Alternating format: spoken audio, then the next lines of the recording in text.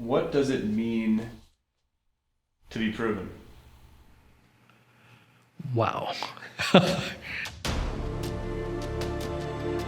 People come to me and say, well, there's no proof to support that. There are a lot of skeptics out there that say complementary alternative medicine of any stripe, including functional medicine, is all quackery. I hate the word alternative because I'm as mainstream as they get. It makes it seem like we're on the fringe, and I'm like, no. It's really just great medicine with more tools.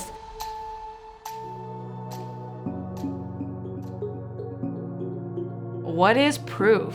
Okay, what is truth? Who do you trust? These are like the biggest questions of our time when it comes to health. As a scientist, I always, when I find something, I want to find the evidence. So I had a lot more ego, when I first graduated, and I was a doctor and I had authority.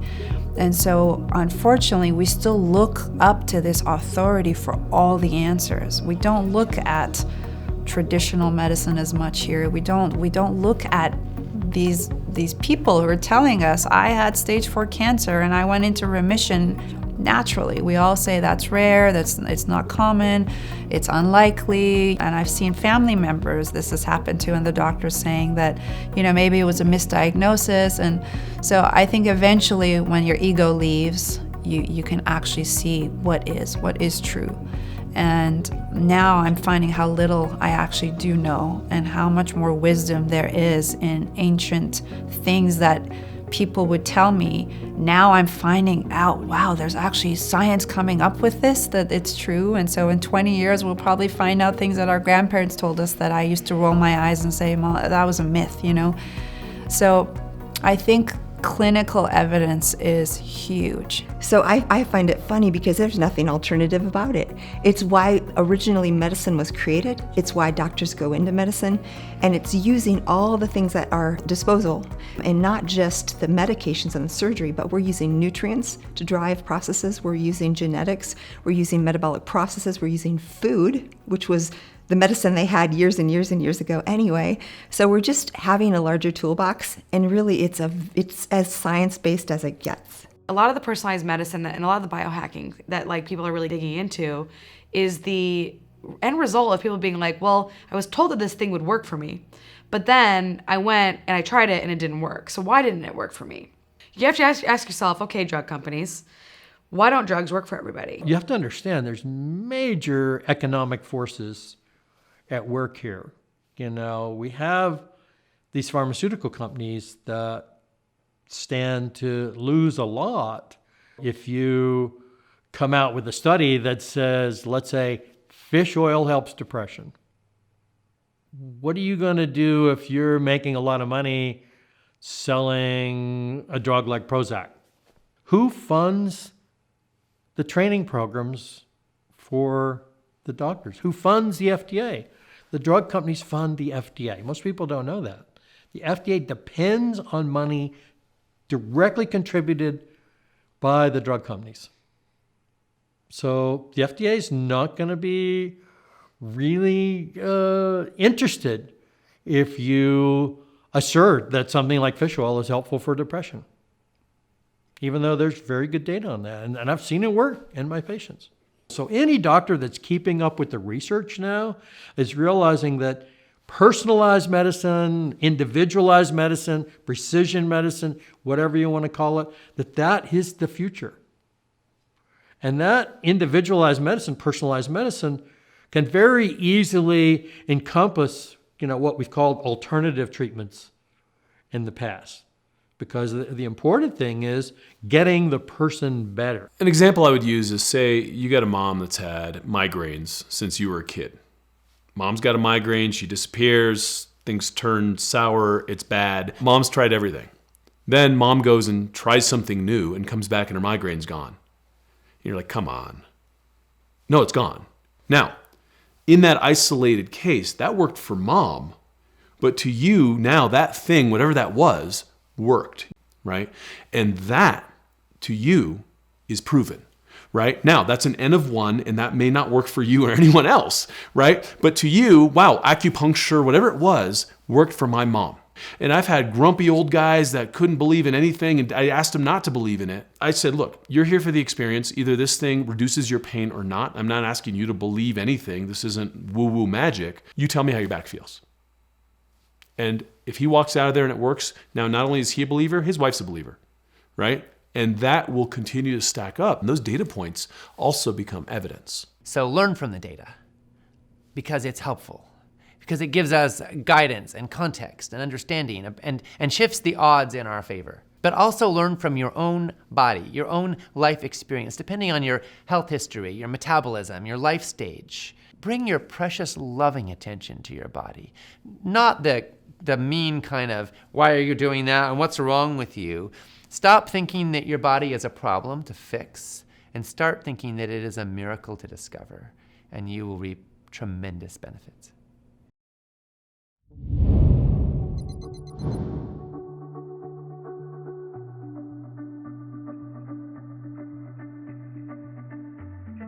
Hi, and welcome to Proven, Healing Breakthroughs Backed by Science.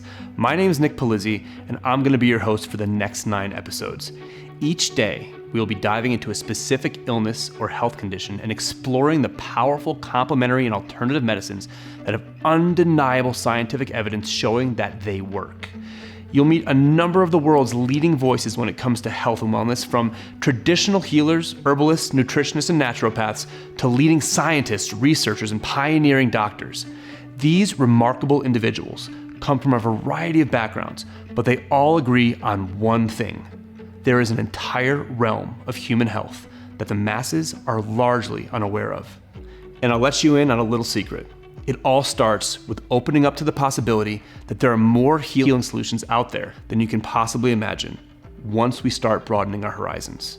When it comes to emergencies, there is nothing better than modern medicine. In fact, it was initially called heroic medicine, and to this day, it still shines in that regard. On a personal note, my oldest son, River, wouldn't be here today if it wasn't for the brilliant and tireless caregivers at the hospital down the road. Heroic medicine indeed. The problem is that 90% of the health challenges we face are chronic conditions, meaning these are health issues that develop slowly over time, are often caused by lifestyle, and are not helped, most often, by drugs and surgery. Modern medicine can try to control them for a little while and often with undesirable side effects, but it doesn't usually have an actual solution. Now, the problem with modern medicine is that it's focused on symptom treatment. It's not focused on the underlying causes. There's no money in prevention. And our system is largely driven to some degree by financial concerns and greed. So we're talking about the majority of symptom treatment as pharmaceuticals or surgeries. Now, you can't treat an epidemic of lifestyle disease by treating the symptoms. It's not going to work. It's just a system that doesn't support figuring out why. It's a system that just says, oh, you don't have anything terribly wrong with you and I'm not going to look for anything else. I'm not in a system to do that for you. Did you know that over 80% of the money we spend on healthcare in the Western world is to treat a chronic illness? And 3 in 4 people will die of a chronic illness that is preventable. What if you could repair and revitalize your entire body using safe and natural methods that have stacks of science showing they work? William James Mayo, the founder of the Mayo Clinic, once said, "The aim of medicine is to prevent disease and prolong life. The ideal of medicine is to eliminate the need for a physician." That is where we're going in Proven, Healing Breakthroughs Backed by Science. We think that we have to outsource all of our care, but this is not true. The common misconception is that we want people to be reliant on us as medical providers, healthcare providers. We don't. We don't want you to come in. We want you to be able to figure out ways to take care of yourself better. And that is always our goal. If we as healthcare providers can empower you to understand how to take care of your health and want to do it on a regular basis without relying on us, it's the biggest win that we could ever have. What you're about to see over the next 9 episodes is the missing piece to healing your body. Therapies, natural medicines, personal practices, and daily habits that have all been proven effective. These medicines have been labeled alternative, even though they often have just as many studies showing their benefits as modern medicine does, and oftentimes even more. Each of the upcoming episodes will cover a specific health challenge and feature 5 solutions for it. These alternative medicines and therapies, many of which you can do at home right now, have been vetted by researchers and are being featured because they are A, backed by science, B, easy to access, and C, are absolutely safe. We'll not only be talking about the proven breakthroughs for these disorders, but we'll also be going into some hidden root causes that you might not be aware of, as well as other empowering pieces of information for taking back control of your health and helping your friends and family do the same. In this opening episode, we'll begin with an underlying condition that many say is the root cause of chronic disease. It's something that affects every single one of us in some way, especially in the times we're currently living in right now. I'm talking about stress. And while this may seem like a harmless aspect of our human existence, the science is conclusive that unmanaged stress is often the first domino that falls, creating a chain reaction of internal complications that can lead to serious health conditions. Plus, we're here to enjoy this life, to be our highest self, to inspire and be inspired by others. Stress, while helpful in small doses, limits us in so many ways when left unchecked. To prepare your mind and body for the upcoming episodes, let's start by releasing the stress and tension so we can fully absorb what's to come. The World Health Organization recently said that stress is the epidemic of the 21st century. And I think we all know it in some ways. We know we're stressed, we're moving fast. I'm not quite sure we recognize just how stressed we are. The reality is that when you are stressed, when you're running around, that can become your new normal. So you can have this set point of, okay, I'm this stressed all the time. That's going to start feeling normal. For someone like me, prior to meditation, I was in the fitness industry. So I thought, man, I've got wellness down. I work out, I do yoga, I hike, I eat organic, but I still felt a massive amount of stress. I still wasn't able to sleep. I was only sleeping 3 hours every night. I was color coding and labeling everything in my house and putting things in order because I didn't know what to do with my energy. Drama from 1,000 miles away would just hit me like a bomb, and then it would rock my world for days, maybe even a week, of what was happening in other people's lives that then affected my nervous system. And so what would happen is my nervous system would go into fight or flight. And for me, most of the time it was, I'm fleeing, I'm staying home, I can't deal, I'm depressed. I can't deal with what's happening in this outside world. Stress is fundamentally rooted in the core of our nervous system, which is two parts. One of them is the sympathetic nervous system, which is our fight, flight, or freeze response. That's a system that's engaged when we are running from a lion or we're in an immediate situation of survival threat that might lead to our demise. Your cortex sees the tiger. The stress centers in your brain go up. You can run away from the tiger. Your heart rate goes up. Digestion, you don't need to digest your food. You got 20 minutes to live. Why would you digest your food? So stomach acid goes down, pancreatic enzymes go down, everything goes haywire. And the immune system gets super jacked up. In the short term, when we are running from a lion, you want all the blood to go to your motor cortex and your skeletal muscles and your fear response in your brain to get you out of that situation as quickly as possible. That's the good part of stress. Well, that's fine for 20 minutes. But what if the threat is your boss or your wife or your checking account? Emails, pings, Slack, your kids screaming. All of these things create the sense in our bodies that we are running from a lion all the time. Cortisol is known as the longevity hormone. We know it as stress hormone. Cortisol can affect every single aspect when it's mood related, when it's energy related, sleep related, weight related. So many people complain of that belly weight. And I often say that's stress. You're not in that rest and parasympathetic mode of digestion. So your body says, you know what, we're in flight or flight still, so let's just store this as fat for future survival in case we need it. So I was very interested to look at the research behind stress and what helps stress, because we keep hearing that stress is the root cause of all diseases. So why aren't we as doctors trained more on how to help patients with stress? Okay, are you ready for our first proven stress solution? Remember, we're arranging the healing breakthroughs in a countdown format, starting with number 5 and ending with number 1. The ranking for each is based on scientific evidence, history of use, ease of access, and a few other key factors. With that said, our first solution is a practice that is literally thousands of years old. 30 years ago, most of us didn't know this technique existed, but now you can find a class in every major city and town in the Western world. I'm talking about yoga, and the science now shows that this conscious movement method in its many different shapes and sizes is making a huge impact on the world of health and wellness. Let's dive in.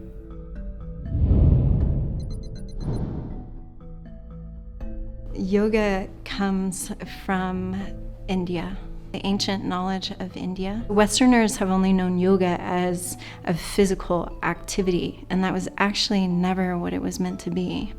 Yoga is a system. It's a system of understanding the integration of the wisdom of life. Now, most of the yoga research is sort of incorporating the four major components of what you see and experience in a yoga class. So obviously in the first case, there's the postures and the exercises. Everybody knows that. In fact, that's what most people think yoga is. It's just a form of exercise.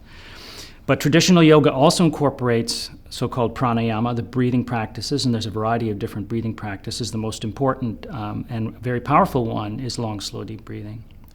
Then there's a deep relaxation component, which is very important in yoga practices. And then finally, perhaps the most important component of yoga practice is the contemplative component, the meditative component, the focus of attention. Now, people can do more than that. They can adopt what we call a yoga lifestyle. There's a diet that many people adopt. You can live in a group or a community that practices yoga. But most of the research is really done on those four components. I would say in the last decade, there has been this explosion of research all of a sudden about yoga, and yoga specifically for depression and mood disorders. And I think this is because all of a sudden yoga is trending in the general public, as a really effective way to lift your mood and actually to achieve some sense of emotional wellness. And so because of the general public using it so much and having all of these anecdotal reports in the literature about this, suddenly in the last 10, 15 years, there's been this explosion of data. The public interest in yoga is sort of like driving the science to actually investigate it more. The research is critical.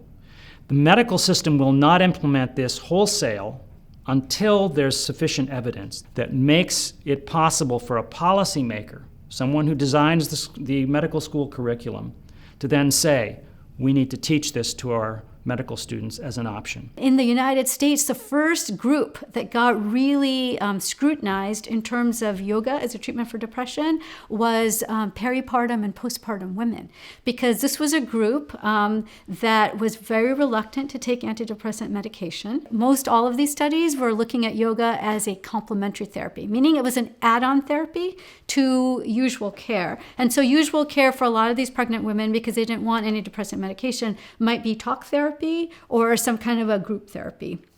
And so yoga was sort of like added on to those usual prenatal care that they were going through.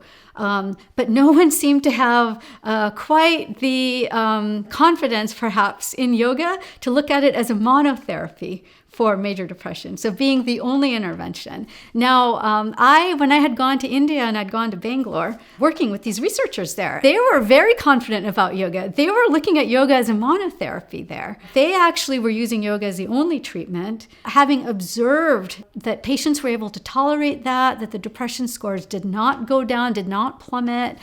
People weren't becoming acutely suicidal as a result of, not getting conventional care for that period of time.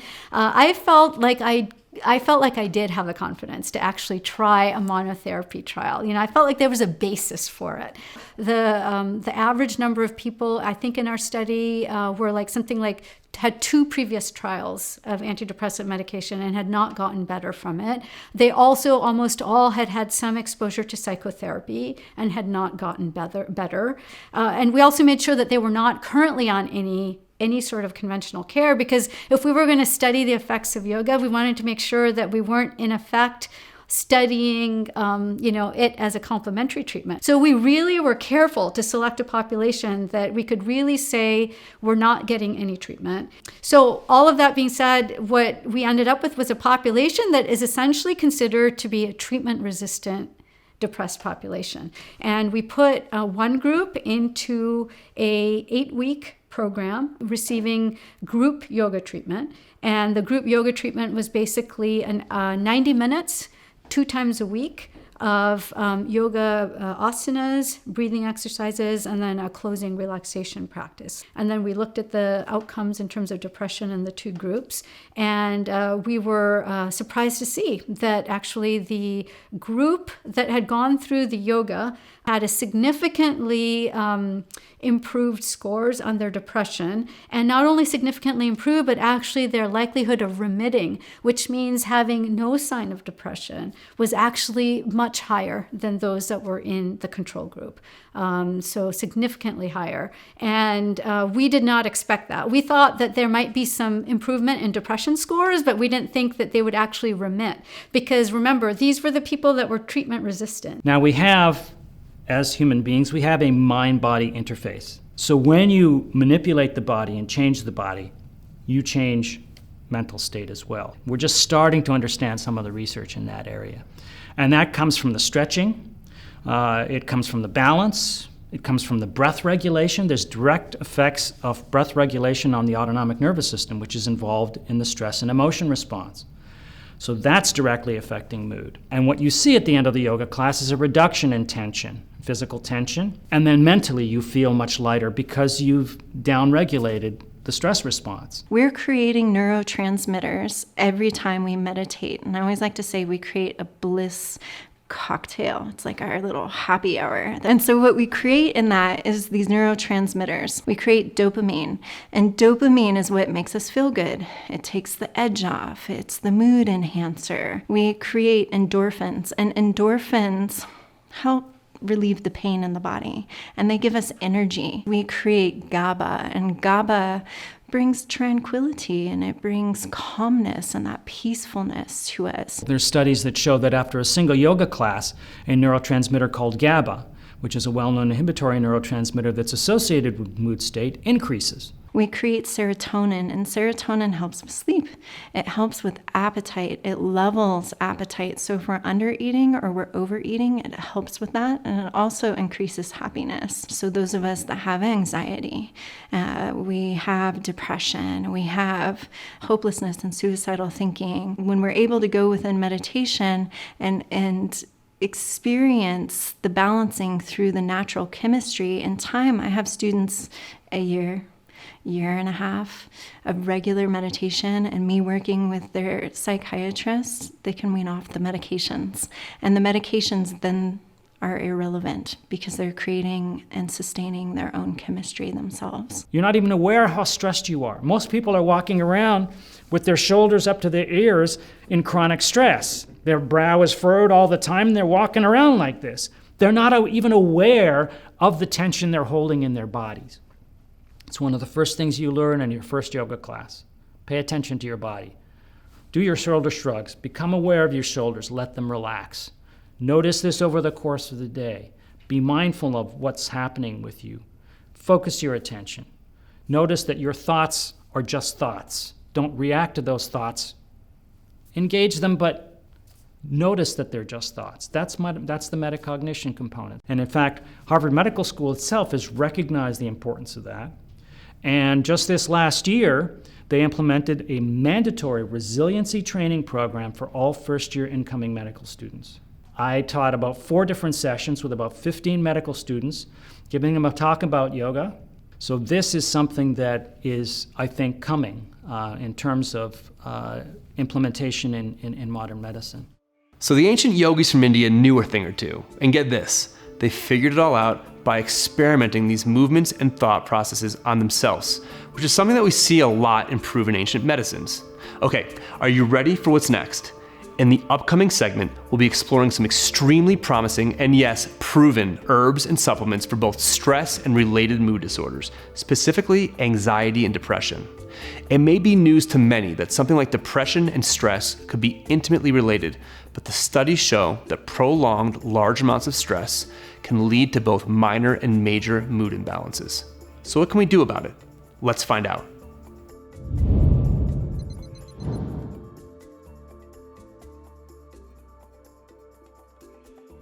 People often ask about herbal medicine and research because the common belief is that there is no research. Well, first off, that's not true. There's a great deal of research. Part of the problem is most of the research is not done in the United States because who does most of the research in the United States? Pharmaceutical companies.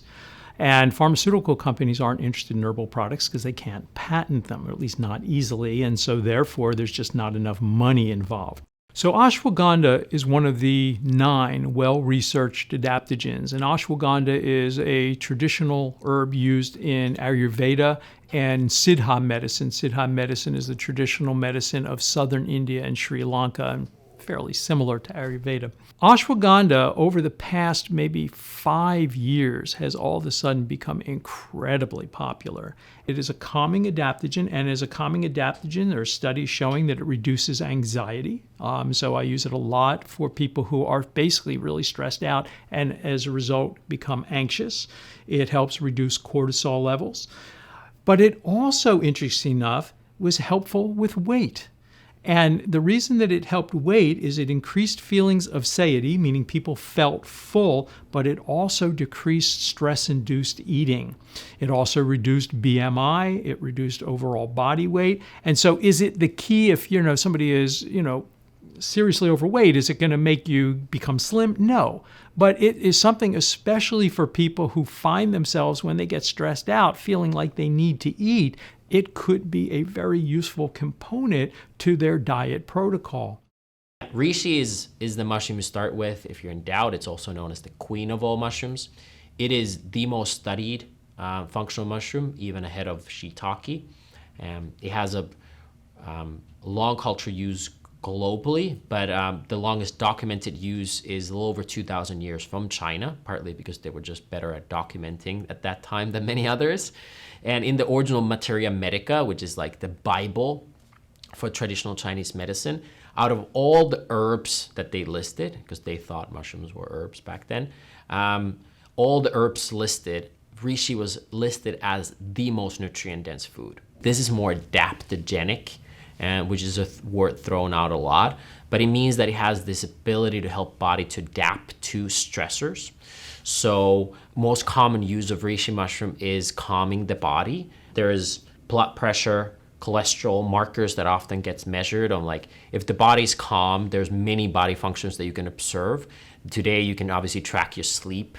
So that's a common way how people test HRV, deep sleep, REM sleep, and the impacts of those. Before we started the sleep tracking, we used to track things like blood pressure, good cholesterol, bad cholesterol, things like that. So reishi has pretty much an impact on all of them. So if you start looking at data, you can start notice how reishi positively calms your body. It's not a sedative in the way that, let's say, valeriana is. It is an adaptogen, so you could take it in the morning and afternoon, but the most common powerful use of reishi mushroom is probably in the evening as a way to kind of prepare your body for the night.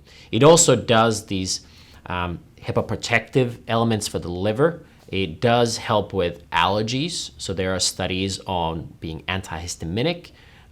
There are even studies that it helps with HIV, which is mind-blowing. So I highly recommend looking into Chanodermic acid and reishi mushroom for benefits. The other compound that are found in these top mushrooms, such as reishi, is triterpenes.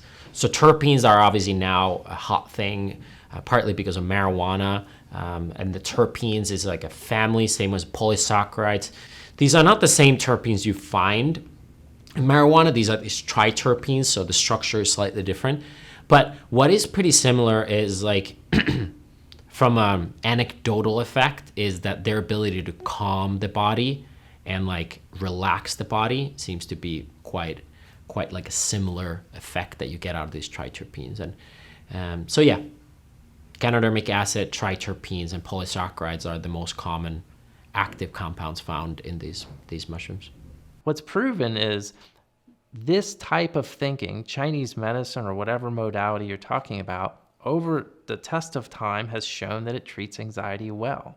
In my clinic, I have extreme success with it, but I don't have a formula. I don't have something that I can just say, hey, go buy this on Amazon and you're gonna feel better. Some of those strategies, like in functional medicine, taking GABA or theanine or something like that, calm the nervous system. It creates GABA in the brain. And if you're deficient in GABA in the brain, which a lot of people are when they're stressed, then yes, they will feel better. But again, why is it happening? What in their life is out of balance that creates their neurotransmitters in their brain of GABA being deficient? What are they out of balance with reality? And this is where it really starts to get interesting, because people are fundamentally creating that themselves.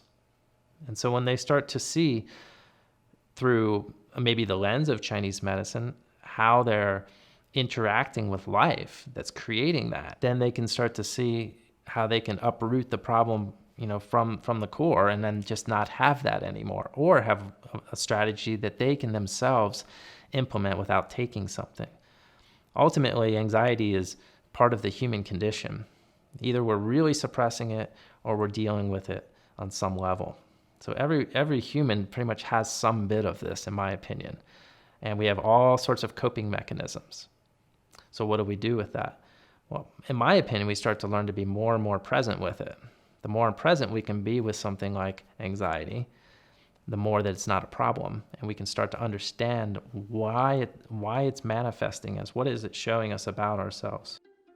Up next is an area of internal mastery that has become a buzzword lately. If you look on PubMed, one of the premier medical research databases, among the most well-studied and proven ways to release stress and related mood disorders is mindfulness. What is mindfulness? It's the practice of bringing your full awareness to the present moment, using practices like meditation. Might seem woo-woo or spiritual, but millions of people are realizing that this state of consciousness is actually a core part of being alive that most of us are depriving ourselves of.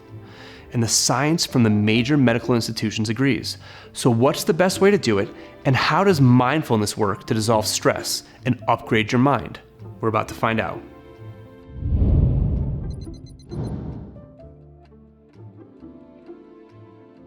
Mindfulness has changed my life. And I don't like the term because it says mindful, but the whole point is for your mind not to be full and for you to be so aware in the moment without judgment. That's key. So often what I found I was doing is I was very self-aware from a young age. I started meditating and I was sort of almost too aware of my thoughts. And what would happen is you have another thought following the thought about the thought that you just had. And this excessive thinking I learned in medicine, it can actually deplete nutrients. It actually depletes minerals and can weaken your digestive system. So I was very interested to look at the research behind stress and what helps stress, because we keep hearing that stress is the root cause of all diseases. So why aren't we as doctors trained more on how to help patients with stress? And I always thought we had to manage stress. We had to get rid of stress. The stress was bad. And little did I know that demonizing stress, or even that word itself, is what is doing the harm. So I encourage everyone to listen to the TED Talk, How to Become Friends with Your Stress, because the research in there shows that the people that perceive stress to be bad, the people who think stress is bad, that's actually when stress is bad. So again, it shows you that what you believe is more important than the actual thought you're having. And so I looked up in PubMed what has been researched to help stress the most, and I came across mindfulness-based stress reduction, MBSR. And I saw that they have these programs all over the world, and this is not something that any doctor ever gets taught in school, and I certainly wasn't. So I took on my first MBSR class, which literally was difficult because I couldn't be that still. And every time they would tell us, for example, to do a body scan. So just to learn to scan your body and see where you're holding tension. Are you even feeling your feet? Just becoming very aware of your body. It's bringing you to the now, bringing you aware of your breath, of the sensations, the sounds around you. And it was very, very helpful because I couldn't sit down and meditate. I wasn't that kind of person that could just sit there for half an hour and do nothing. And so for me, I learned to, wash the dishes while being mindful, speak to someone while being mindful, have a workout and be mindful, and be in the moment. And then came across mindfulness, self-compassion. I would say if there's any class I recommend to every single patient, it's that, because it changed my life. And I wish every teenager, every 12-year-old, every 10-year-old gets taught how to be more compassionate and loving and kind towards themselves. Because we are taught so much about how to be with other people and how to give, but so much of our own sufferings and patterns and disease comes from the way we speak to ourselves, the way we handle our own thoughts, our own failures, our mistakes. And this just changed my life because I started seeing the little girl in me and witnessing her and understanding her more and being so kind and loving that's all I needed. And it filled my cup up, and I was a better doctor, a better mother, a better partner, because now I had me as my backup. The universe, I always looked outside for validation or for love or for praise, for so many things, and I realized everything I needed was in me. One of the practices that I still do from that class is daily telling myself, looking at myself in the mirror and saying, may you be loved. And this was difficult for me to do, so I encourage patients to do this, or if you're watching this, you can do this exercise where think of someone who you love, who you just, every time you're around them, they make you so happy and so joyful. For me, it was my little niece. She's 2-3 years old now, and anytime you're around a kid like that, usually they just light you up, like you're just so happy. And so I pictured her sitting there, and I wished for her an easy life, a happy life, a healthy life, all her dreams come true. It was easy, I realized, for me to say all those things to her. Then the exercises, I go sit beside her, and then I say all those things as we. May we have love. May we find success. May we have health. And then the exercises, she moves, and it's just me, and now I have to say this for myself. And usually in the class when you're doing this, everyone starts to cry, and everyone is very emotional because you realize what happened to that little child that you were so kind to, or that had all these hopes and dreams as a 2-year-old, as a 5-year-old, and a 6-year-old, and now there's the adult self, that's kind of taken over. And it was just beautiful. It's a beautiful meditation using imagery. They're teaching it all over the United States and all over the world. And take part in it. It will change your life. It will help you be a better human being by starting with yourself. I remember 20 years ago when I started this mindfulness journey. And we went to groups and organizations, and we told them we have this incredible practice. It's called mindfulness. And this is what it's all about.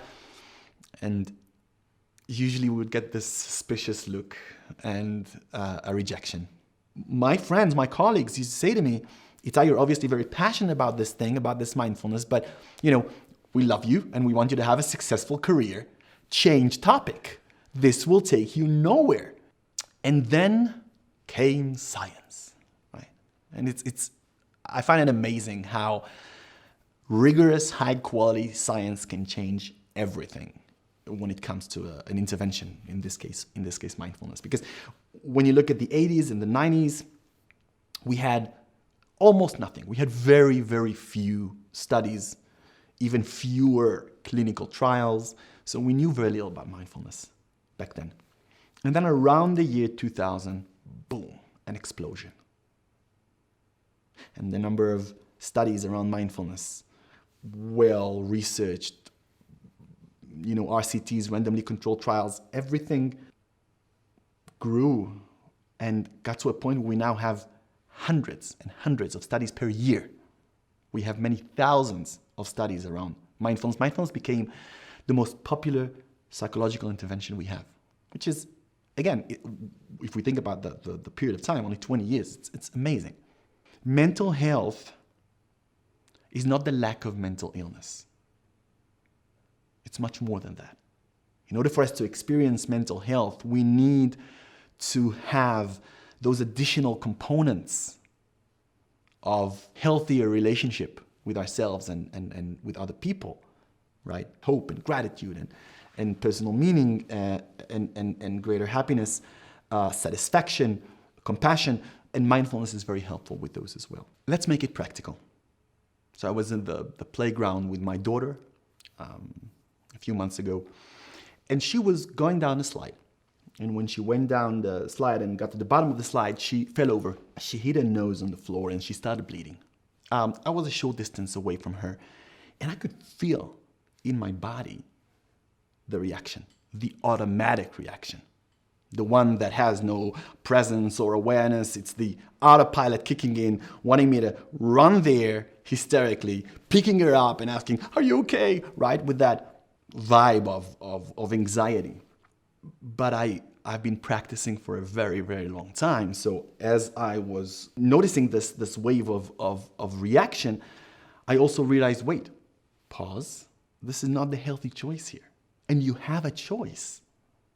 And I choose to quickly approach her, but do it peacefully, and pick her up very quickly and hug her. But again, very peacefully, no drama, right? And what a huge difference in my experience of that event and her experience of that event, because she picks up on my vibe, right? And that's something, that's a qualitative change in my attention, right?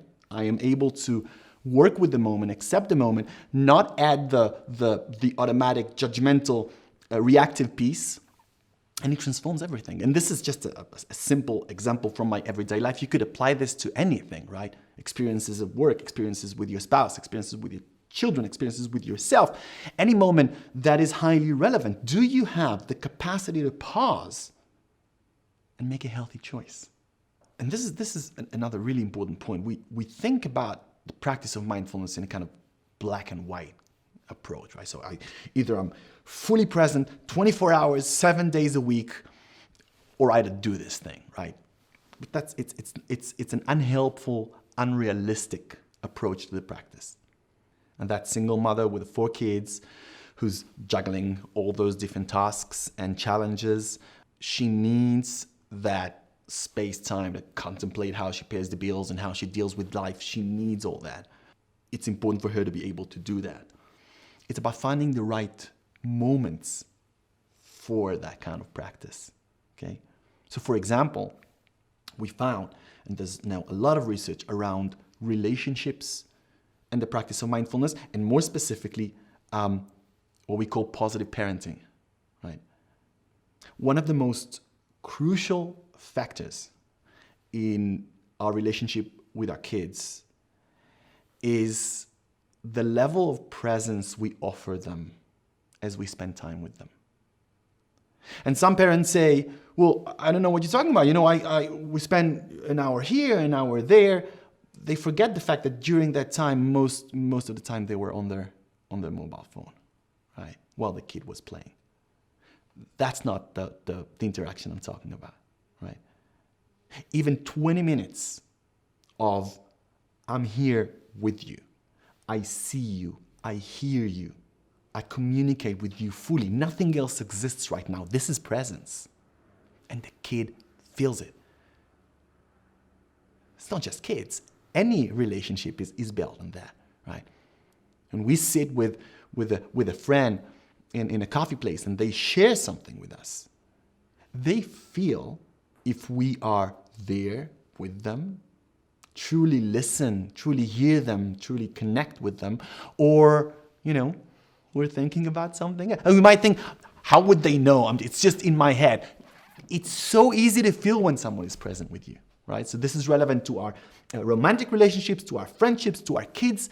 The quality of relationship transforms when we are there present. And so it's all about choosing which moments are relevant for this kind of practice. When could I choose not to allow my mind to go into stories, but be really present, because this feels meaningful. I want to be here when it happens. We were born to move. It's as simple as that.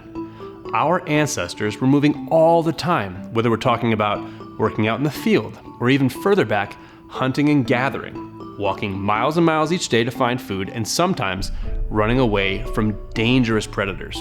Our bodies haven't changed much since then, and are still designed for physical activity. But in our modern world, movement has become an endangered aspect of life. We work at desks all day, sit in cars for hours during rush hour, and then crash on the couch in front of the TV. It may seem like we're advancing as a species on the outside, but on the inside, our body is pleading with us to start moving again. It's not just about staying in shape. Movement plays a huge role in balancing out and recalibrating our internal cycles. And one of the major internal processes that we can affect with the right movements is our sympathetic and our parasympathetic state. What are those? Sympathetic is our fight or flight response. Great for running from danger, but not something we want to be in all the time. And our parasympathetic state is our rest and digest mode, where we're in calm flow. This is where the magic happens. We want to be in parasympathetic at least 90% of the time. It's how our body restores and protects itself. It's how our brain relaxes and finds its groove. It's how we turn on the body's innate self-healing abilities. And one of the best ways to get there, that's where we're going next.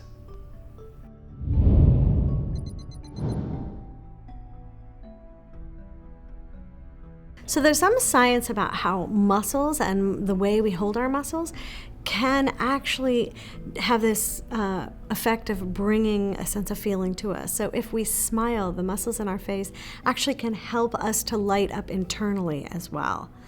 And the same thing if you think about your posture, and if you think about being hunched over, you're not able to breathe as much. Your heart rate is constricted in that way.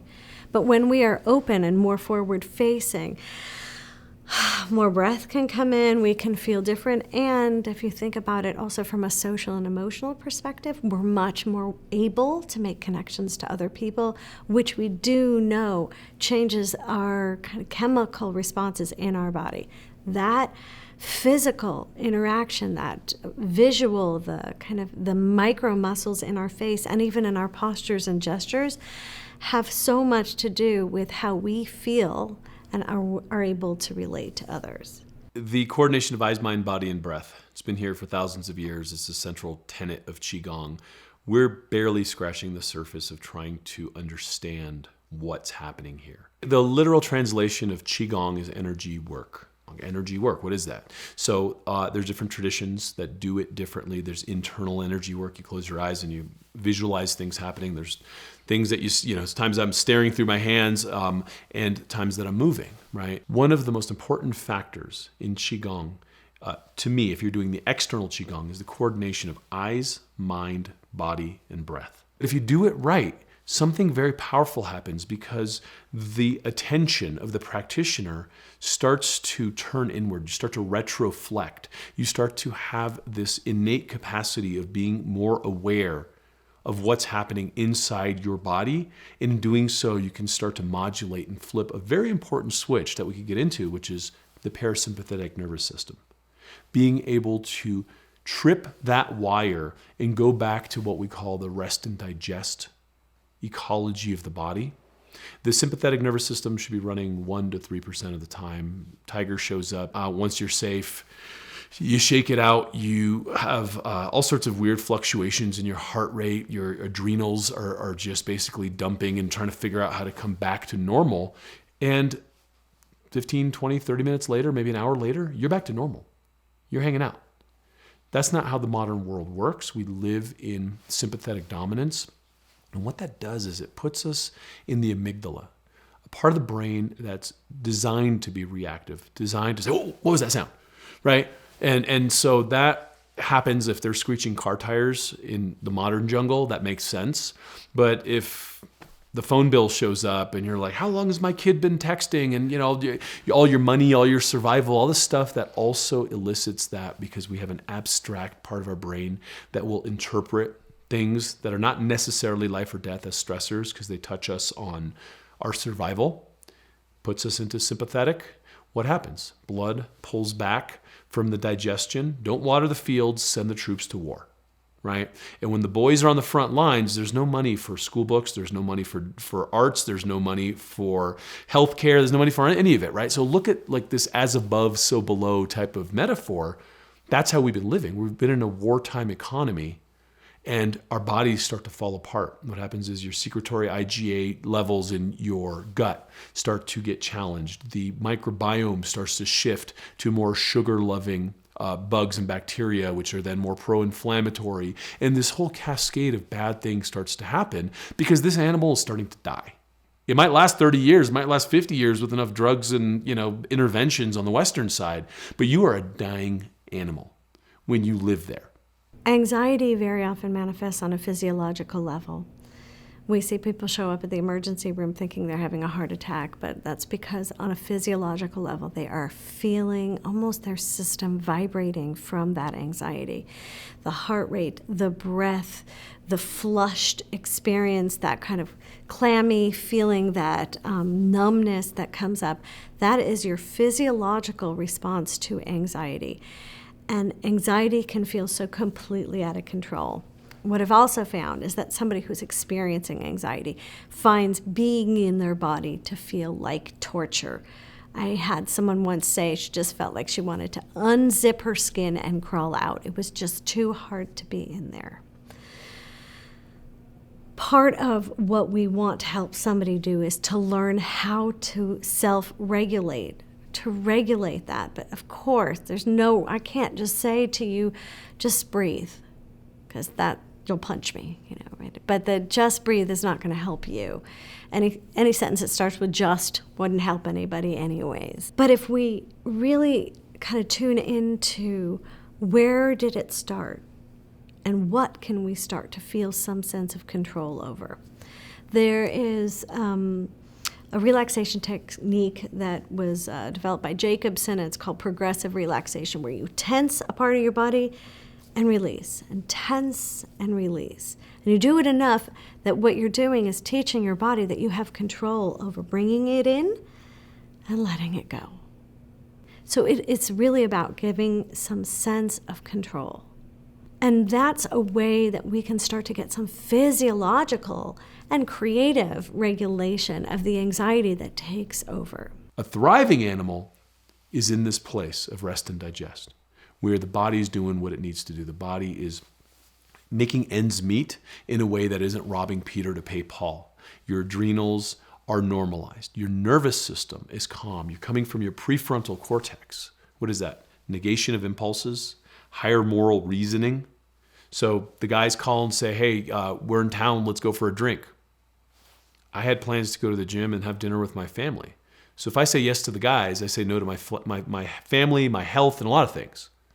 But instinctively, I've had a long day. I need some sort of anesthetic. That sounds like a great idea. I'm just going to make a bad decision. Cheesecake shows up. I shouldn't eat that thing. I'm starving. I'm going to eat it now, right?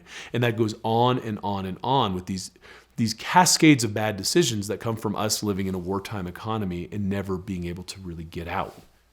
That is very specifically what Qigong and meditation, mind-body practice can fix. So self-regulation is kind of pop language. People use it a lot, but I'm going to just define it for myself. It is that sense that we feel kind of a sense of autonomy and control over ourselves, our bodies, our brains, our emotions, our reactions. I kind of think like we're always on that continuum. There are times when we have a lot and kind of can look at the brain, and there are times when we're in our lower brain and just reacting, and then there are times when we can sit, take a moment, and make some much more judgment calls, much kind of clearer decision making. And in the same way, our body gets activated in that way. Think about a time when you're really angry and what happens to your body? It can flare out of control. And then another time when you really do feel like you have full composure. One of the major issues that we're having in modern society is our inability to de-stress. And we understand that there's the parasympathetic nervous system, which will put us in that state. And so there is a lot of effort there trying to get us into PNS dominance. There are plenty of studies out there that show very specifically that if you can relax the gastroc muscle, you will go into PNS, because when you tighten your gastroc, it's a sympathetic trigger, right? Like something's coming at me, I need to jump. So your calves. Somehow putting the tip of the tongue to the roof of the mouth triggers PNS dominance. And lower diaphragmatic breathing will also trigger PNS dominance. You get into a traditional Wu Qi, Tai Chi stance, your knees are bent, your gastrocs are released, your tip of the tongue is touching the roof of the mouth, and you're doing lower abdominal breathing. How'd these guys figure it out? I don't know. But it's right there. Now, one of the challenges with that is people say, oh my goodness, like we found it. I tried it during a panic attack and it helped a little. That is not the way these practices work. Neurons that fire together wire together. So I'm not really interested in teaching someone Tai Chi to replace a Quaalude in the time of crisis. I'm teaching someone Tai Chi to lengthen their fuse so that they can live in that PNS dominance. And even when something goes wrong and, look, tragedy comes, right? Humanity, we have a lot of crisis that comes our way, and it's in their teachers, really, right? These challenges that come our way. It's how we deal with them. And so if it knocks you off your perch and you can't come back to a rest and digest, rational place to say, okay, well, this happened and I'm going to do this now. I know it sucks, but this is my move. I'm not going to react. Are you human or are you an animal? As adults, we forget that we can get back up again. We have to get it right all the time. And I think that is the problem with self-regulation in adults, is we feel that we have to have it all together all the time or we explode. And so people jump from one end to the other rather than allowing themselves to be on this continuum. And to say part of the way we're going to live in the world is we're going to fail. And we're going to allow ourselves to fail so that we will be able to have that beautiful opportunity to get back up again. I would say this with authority 20 years ago, before any of these studies came out, because I knew within myself, being a lifelong meditator, being a person who's done this practice, and watching what it's done to the lives of the people that I've instructed, I could say for sure, definitively, this is what it does. Now the studies are out. NF-kappa B, one of the most powerful modulators, gene expression of cytokine release, inflammation. We know that practitioners of Qigong and Tai Chi, mind-body practice in general, will modulate. They will reduce the NF-kappa B, which means what? We have lower TNF, tumor necrosis factor. We have lower inflammation. Think about this for a second. Inflammation, everyone talks about being the mother of all disease. Everyone is trying to find a solution to this problem. Now, all these studies are coming out saying, well, looks like this mind-body practice actually is the holy grail of all of this and brings down NF-kappa B and modulates inflammation and helps with the immunity and helps the regeneration and the respiration of mitochondria. And there's so many things that we're finding that happen with the modulation and the reduction of NF-kappa B and TNF. And all the drugs out there, all the drug companies are trying to find a way to intercept this pathway. And we know that mind-body practice just does it. Costs you nothing, but you got to do it. You can't put it in a bottle. You can't sell it. It has no intrinsic market value. It's just the fountain of youth. Yet our healthcare system looks away because it is trying to stay in this profit-driven tumor that will constantly look for secondary, tertiary interventions and not try to solve the problems. It's insane. So what is our number one modality for this episode? Well, first, I want to restate that we've arranged the Healing Solution Countdown based on our own internal algorithm that takes into consideration various factors for each solution, such as A, scientific data, B, history of use, like has it been used for 5,000 years by multiple civilizations? That carries some weight. C, how affordable is it? Is money a barrier or is it free? D, how easy is it to apply or learn? And a bunch of other criteria along those lines. The medicines and modalities that make it into our winner circle must check off most, if not all, of those boxes in some way. So with that in mind, our favorite number one stress solution tonight is EFT, or Emotional Freedom Technique. Some of you might have heard of it. Many of you have not. This personal tool, also known as tapping, is gaining serious traction around the world because of its ease of use, mounting scientific evidence supporting its effectiveness, extremely quick results like you'll often feel better in less than 10 minutes, and it's absolutely free to use and can be done anywhere, anytime. What is EFT exactly and how does it work? Let's find out. More often than not, the tendency as human beings is going to be to look for the negative, to be drawn to the things that are going wrong in the world. we are looking for the tiger in the bushes because our ancestor who did not look for the tiger in the bushes got eaten by the tiger in the bushes. We have this built-in response that says, let me identify the negative, the scary, the dangerous in my life in order to stay safe. You know, the body has a way of holding things in the subconscious and holding on to them as a survival technique, really. But really, it can do us a disservice and prevent us from fully healing because our brains are so powerful. When we start looking at some of the fears that we have in our lives, especially as we look as older adults, we tend to look at our lives and go, I'm scared of public speaking. I'm not taking a risk here. I react quickly in an angry way. I become sad and depressed. I'm full of anxiety. We look at these things, we notice them about ourselves, and then we ask, where did they come from? Is that who I am? Is anxiety who I am? Is anger who I am? Is fear of speaking in public who I am at the core? And what I have seen time and again, and what tapping has shown me so definitively, is that those things are never who we are. Those are the programs, the limitations, the experiences that we had, often as children, that have been trapped in our bodies, that have fed onto themselves one after the other.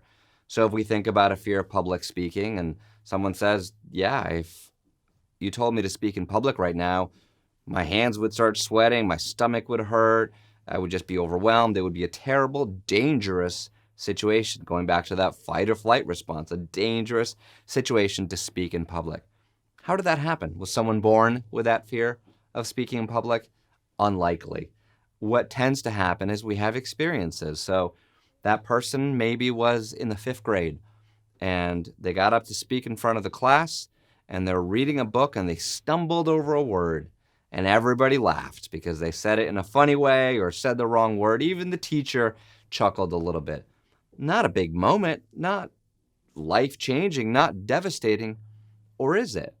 Because if we're vulnerable in that space, if we are impressionable and we say, whoa, everyone laughed at me, I feel ashamed, I feel embarrassed, I'm confused, then we decide in that moment, consciously and most importantly unconsciously, that speaking in public isn't safe. The challenge especially happens when these experiences stack on top of each other. So maybe that 5th grade experience was like, well, I don't like speaking in public and I'm anxious. And in 7th grade, there's a book report that I have to give and I have to read it in front of the class again. And I know 2 months ahead of time that's going to happen. So now I've got 2 months thinking about what happened last time, worrying about it, stressing. I'm doing a poor job on the report itself because I'm so locked up. My brain is freezing because I have this stress response. I get up in front of the class and I stumble on those words again, or I lock up, or maybe do just a fine job, but don't get the feedback you're expecting and then make decisions about myself. Okay, I'm definitely not a good public speaker. I'm definitely going to stumble over my words. I'm definitely going to be judged and seen and feel whatever we feel in our bodies. Those things start stacking. They go into high school and then they affect our careers. And, you know, public speaking necessarily isn't something a lot of people have to deal with, but certainly standing up, giving a presentation, speaking the truth of how we feel, giving a voice to our own personal experience, feeling confident in our bodies, that's something that we all need. And that's how these events stack up wherever we go. Those are the traumas with the little t's, as we call them. But then we also have big traumas where we actually were unsafe in our childhood, where there was abuse or neglect or an unsafe environment. And now we're looking at everything in the world as unsafe. Now our body is conditioned to be on high alert all the time. Then we have situations like a global pandemic happen, and guess what? You're coming in with that nervous system that is already sky high, working fast, already anxious, already overwhelmed, and that's when it just takes it over the edge. So I first discovered tapping right around 2003. I was actually at a Tony Robbins event. He did a short demonstration of this tapping procedure, came up on stage and said, you know, when you tap on these endpoints of meridians of your body, you can use it to calm your body down, to release stress and anxiety, and overwhelm. So what are the meridians in Chinese medicine? They're pathways in which qi flows. Qi is our energy, our life force. As a Chinese medicine practitioner, qi is everything. It's the basis of our medicine. A simple statement in Chinese medicine: when there's pain, there's a blockage of qi, and then when there's a flow of qi, then there's no pain. Those meridians are pathways that connect all of the organs, giving them qi flow. What the latest research is showing is that when we tap on these endpoints of meridians of our body, while focusing on the stress, the anxiety, the pain, whatever's in the way, we're sending a calming signal to the amygdala in the brain. And the amygdala, as a lot of people know, is that fight, flight, or freeze response center in our brain. When we're angry about something, when we get an email that is overwhelming, that is scary, when we see the news, when someone says something to us that sets us off, it's that amygdala that's firing in the brain. And the tapping, and we're getting more research about it every day, seems to be sending a counteracting signal, which is why we sometimes tap while focusing on what's wrong. For example, if we have a fear of public speaking, we imagine doing that. The second we close our eyes and we imagine speaking in front of thousands, if that fear is part of our body, that amygdala starts firing. The fear response just from that imagination starts happening. And then we use the tapping to counteract that fear response, to send that calming signal, which is why we see that people can move through things so quickly. Things that have scared them in the past, things that have kept them stuck in the past. When we turn off that brain response, that's when our lives can really change. So let's have an experience with tapping. It's one of the most powerful parts of it that you could say, wait, why are we tapping on these endpoints of meridians? But if you take just a couple minutes, you can see something shift in your body. So with tapping, we always start on what we're working on. If you're anxious about something right now, focus on that.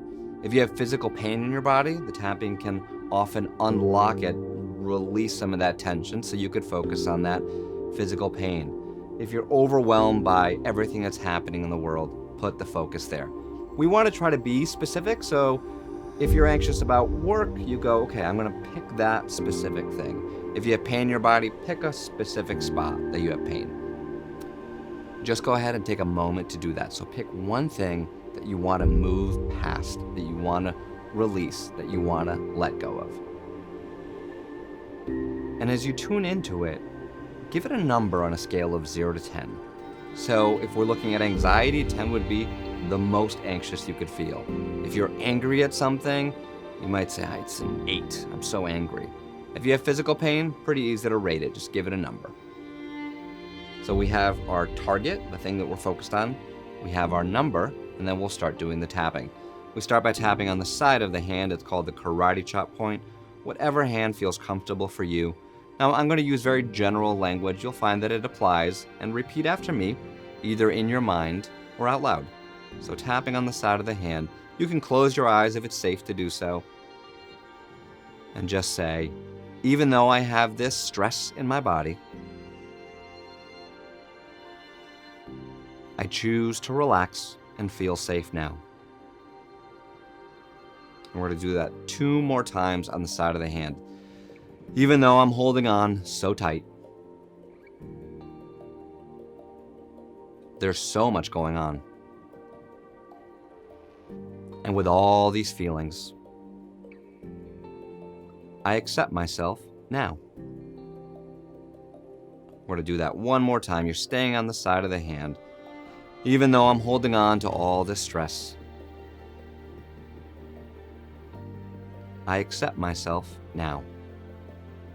Now we'll tap through the points. The first point is the eyebrow point, inside of the eyebrow, right where the hair ends and it meets the nose. You can use 2 fingers of one hand, the other hand, or both hands. The meridians run down both sides of the body.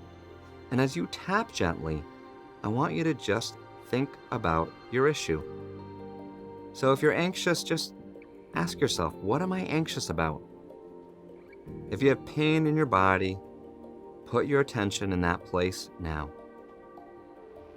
We move to the side of the eye. It's not on the temple, right next to the eye, on the bone. Again, one side or both sides. You're tapping gently. You're putting that focus on your challenge. If you're stressed about something that's happening tomorrow, think about it now. Under the eye, right on the bone. We are giving this a voice. We are tuning in order to send that calming signal to the amygdala. What are you stressed about? What are you angry about? What are you holding on to so tight?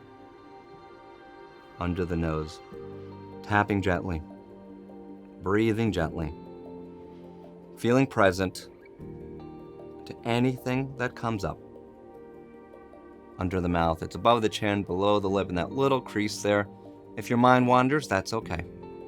Just bring it back to the thing that you want to release. The anxiety, the stress, the pain, the overwhelm. For the collarbone point, just feel for the two little bones of the collarbone. You want to go right below them. You can tap with all 10 fingers of both hands. You're tapping gently. Bring your attention back to that stressor. 2 points left underneath the arm. It's 3 inches underneath the armpit, right on the bra line for women. Put your attention on that stress or anxiety. And the last point, right at the top of the head, feeling present, safe, and grounded. Now let's do one more round. If you can, close your eyes for this round. We go back to the eyebrow. Repeat after me, either in your mind or out loud. It's safe to let this go. Side of the eye. It's safe to release this stress. Under the eye. I choose to feel safe now. Under the nose, letting go. Under the mouth, I am safe. Collarbone, letting go. Under the arm, from every cell in my body. Top of the head, right now. And you can gently stop tapping and take a breath in and let it go. And now we tune back in. So that was 2 very quick rounds, very general rounds, but we tune back into that pain, that anxiety, the thing that you measured in the beginning. Go ahead and do that now, and you might say, well, the pain was at an 8, but now it's a 7 or a 6 or a 5. I felt really anxious in my heart, but it seemed to release and I can breathe better. I was angry about something, but then something else came up I wasn't even thinking about. The tapping process is this beautiful dance. We can do it for as short as those 2 minutes and just let go in the middle of our days, or we can keep unwinding it, go deeper, and let go from there. What have we learned? Okay, we covered a lot of territory in this episode. To start, our number 5 modality, remember, we go in reverse order in a countdown format, was yoga. When it comes to stress, yoga has some of the best science supporting its clinical efficacy. As Dr. Satbeer reminded us, our thoughts are not us. No need to react to or engage them. This is an understanding developed with yogic practice. Yoga features movement and breath regulation, both of which work on the autonomic nervous system, bringing us into a meditative state and down-regulating the stress response. Today, all first-year Harvard medical students get yoga training as a form of self-care and stress management. We then moved on to herbal medicine and nutritional supplementation. David Winston told us about stimulating adaptogens like rhodiola and Asian ginseng, as well as calming adaptogens like ashwagandha. Then, Taro guided us into the world of functional mushrooms, focusing specifically on the cherished reishi mushroom, hailed throughout the millennia for its adaptogenic effects on the body, meaning it contains compounds that help your body adapt to external and internal stressors.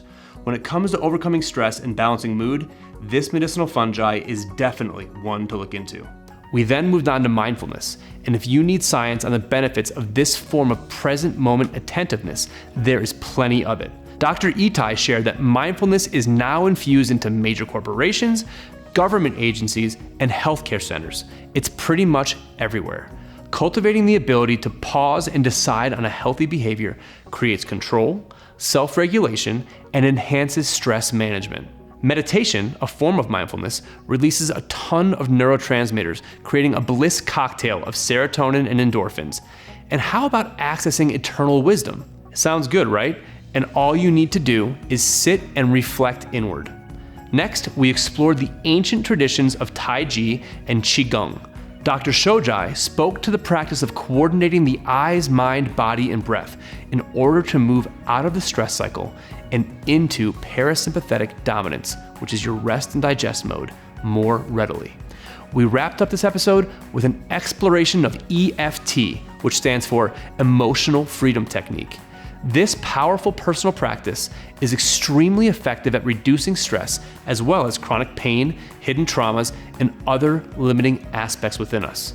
Nick Ortner, the leading voice behind EFT, who has brought this technique to the masses, took us through a quick exercise that you can try right now to experience the immediate mental benefits that tapping can bring you. Whew, we covered a lot in this first episode. I hope you got one or two healing gems that really stuck with you. Okay, lastly, what alternative healing secrets do we have coming up next? Tomorrow night, we air episode 2, and this one is a two-parter. Part 1 focuses on powerful ways to boost and balance your immune system and also heal autoimmune disorders. The second area we'll be focusing on tomorrow is your gut health and overall microbiome. In other words, the trillions of microorganisms that live in and on our bodies. This one's going to be truly enlightening. Make sure to tune in. See you tomorrow.